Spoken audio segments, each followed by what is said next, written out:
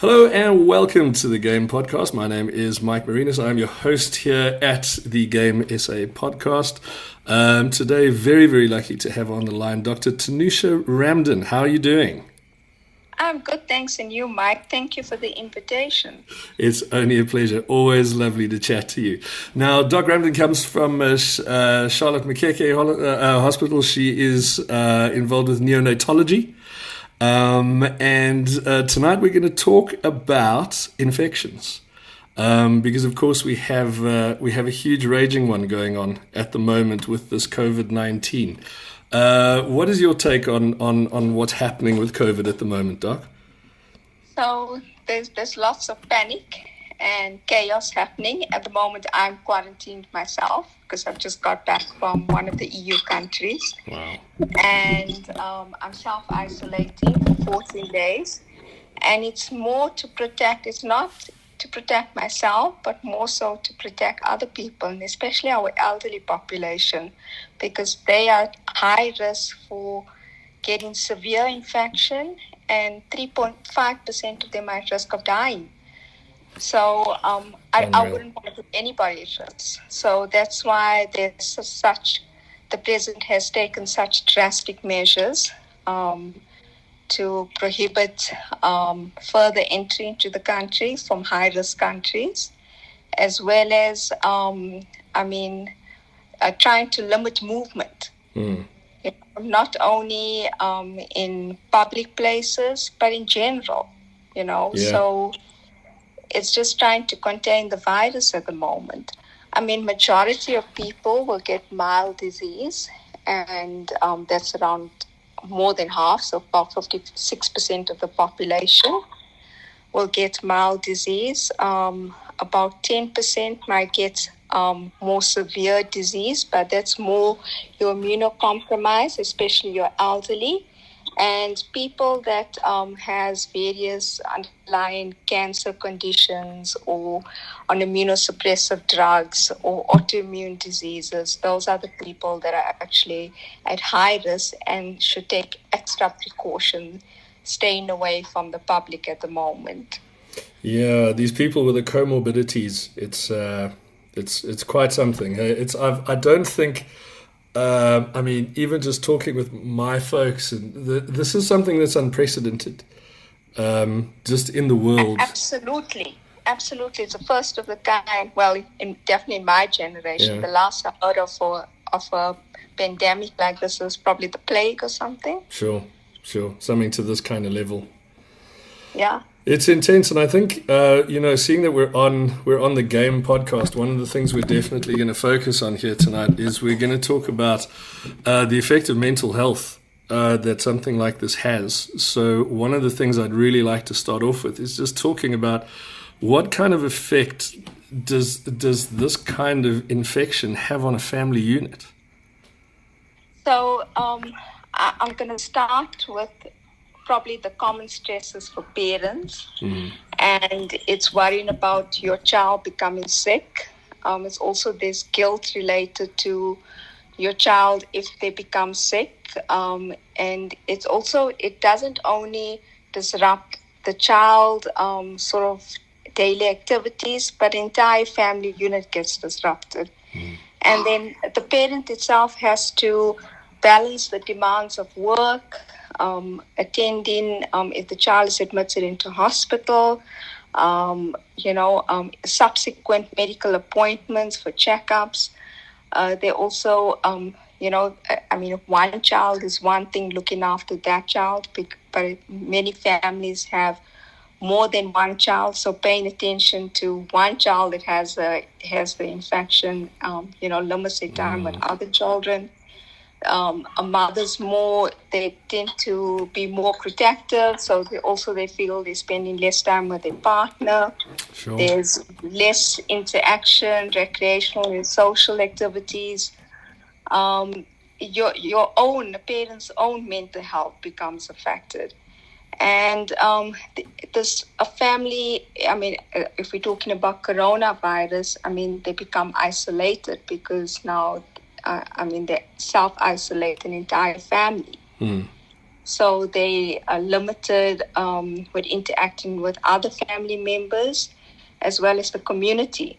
And like I think we've mentioned earlier, there's huge financial implications as well.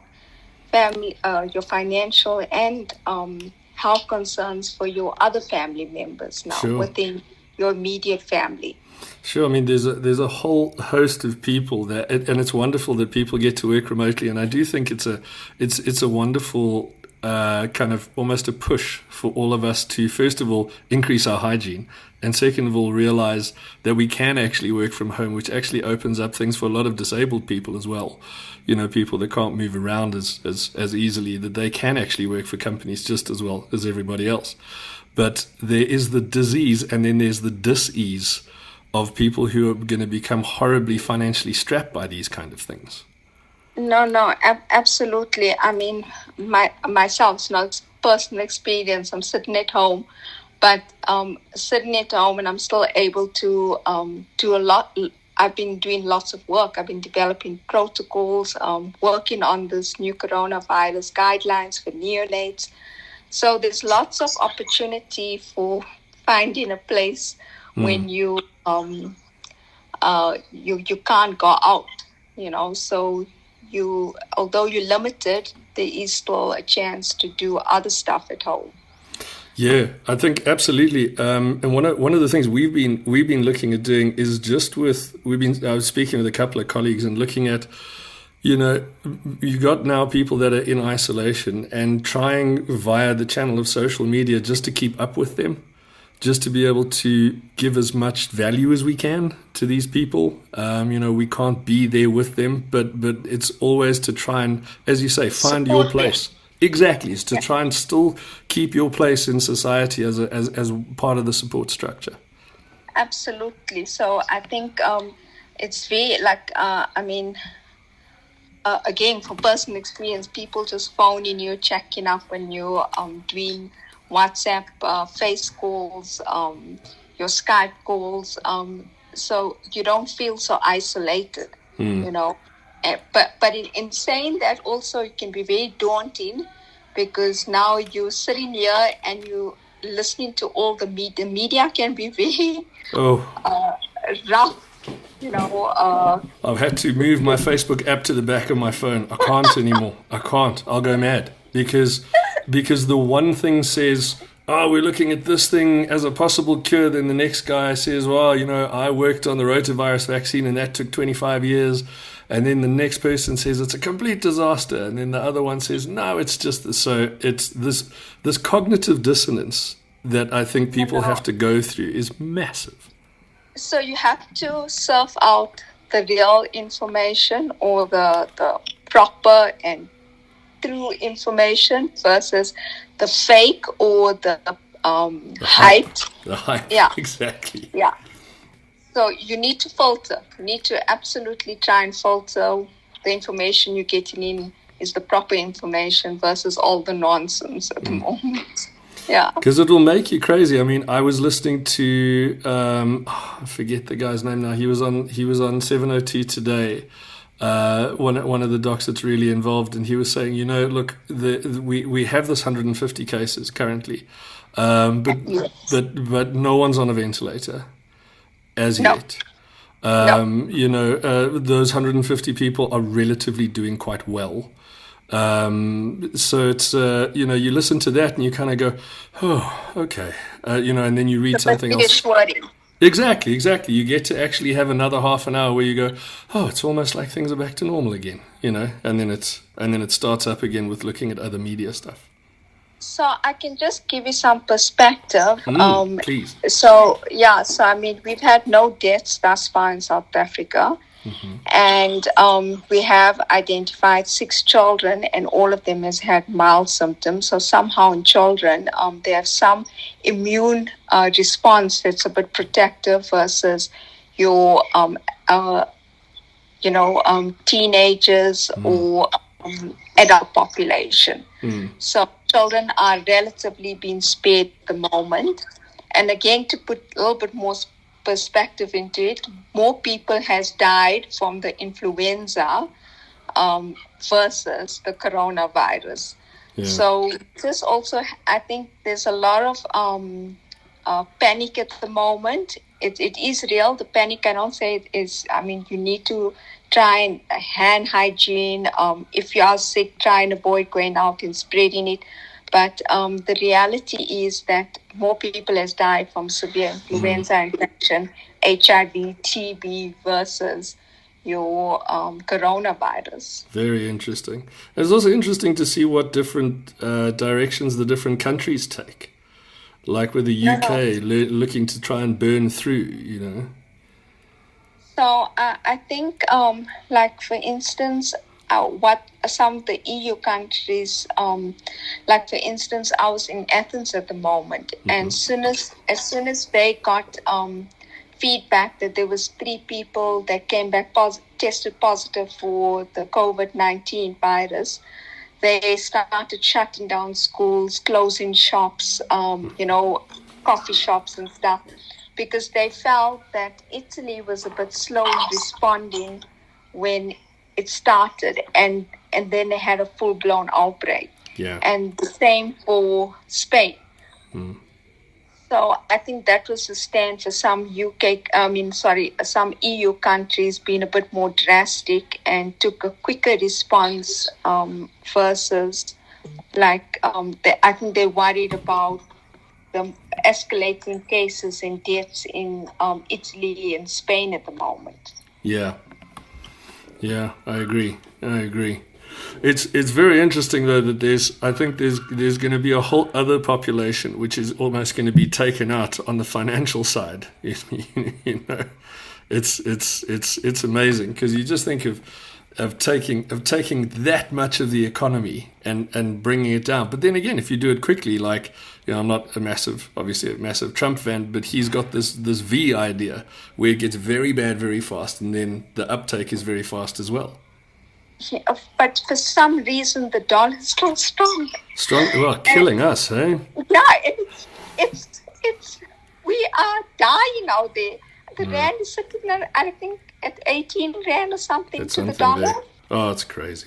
It's absolutely crazy.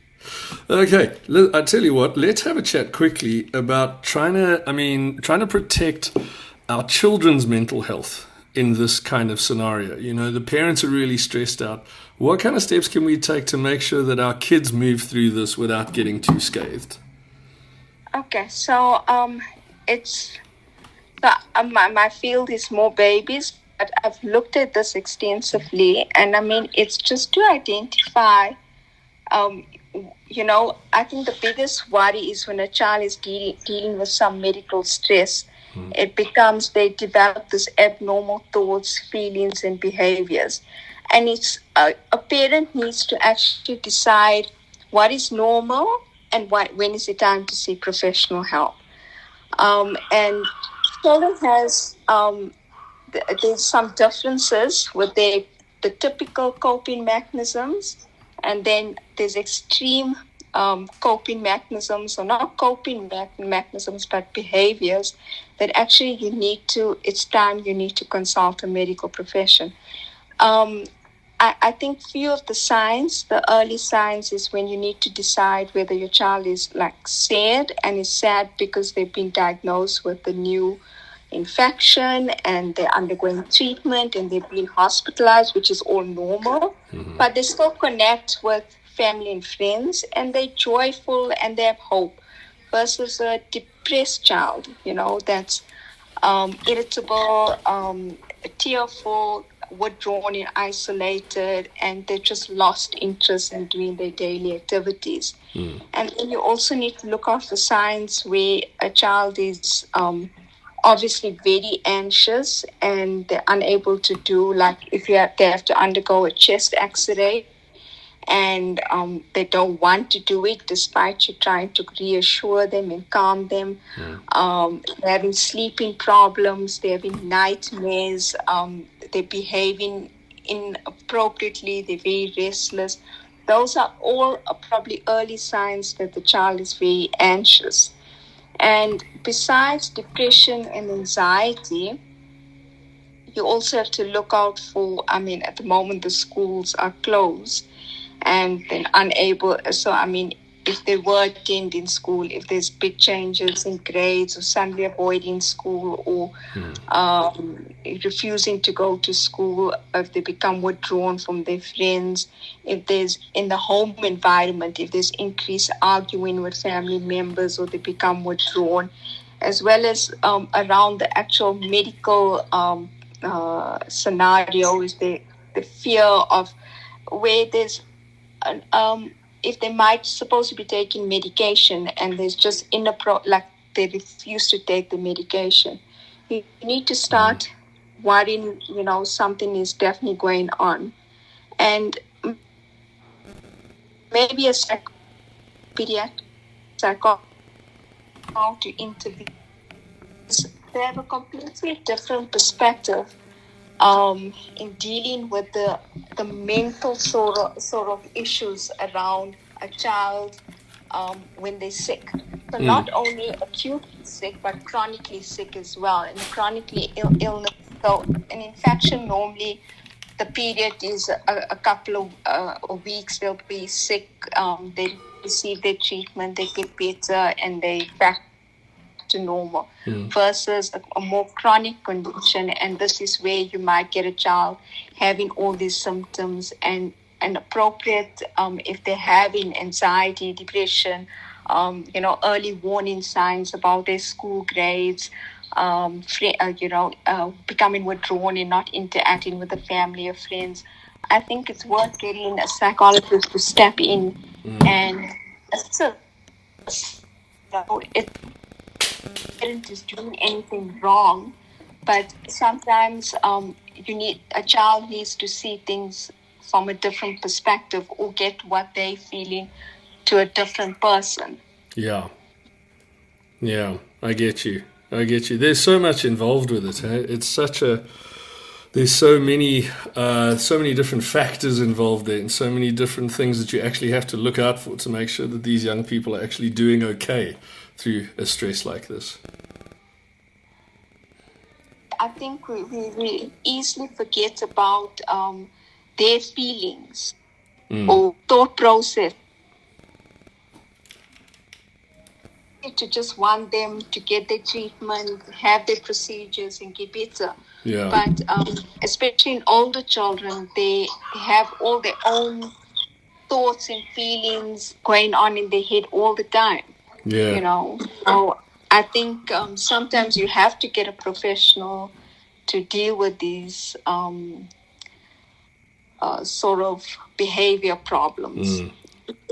I agree with you. I agree completely. An interesting thing that we were talking about off air just now was how children are being relatively spared. What exactly is happening with that? So they talk about the virus actually attaches to a receptor in the lungs. It's called an ACE receptor. And in children, it's relatively, those receptors are not developed as yet. So makes the virus unable or less able to grab onto those receptors. So makes them less likely, even if they do get sick, there's less viral load. And also they're developing immunity to all the other viruses at the same time. So this is your RSV, parainfluenza virus, your rhinovirus. So the antibodies in the system is higher than an adult. So this antibodies protects them from the COVID-19 at the moment. So it makes them this group of children at large has milder symptoms. Okay. I've been wondering about that. I've been wondering exactly how that worked. So makes them actually lucky at the moment. Yeah, because generally your littlies are always, when you talk about vulnerable groups, they have lower immune systems. Yeah. And it's very interesting about how the immune system responds to this COVID-19. Fascinating. Really interesting. Doc, thank you very much for your perspective on this. I think you've really opened things up for me as well. And thank you very much for taking time out of quarantine to teach. I know you. I know all you have is time, but thank you very much for taking your time out to chat to us on the Game Podcast. Thank you very much, Mike. Thank you for this opportunity to chat to everybody. Cool. We appreciate it. Thank you very much, Doc. Thanks, We'll Mike. have you on Have a next good time. day. Good.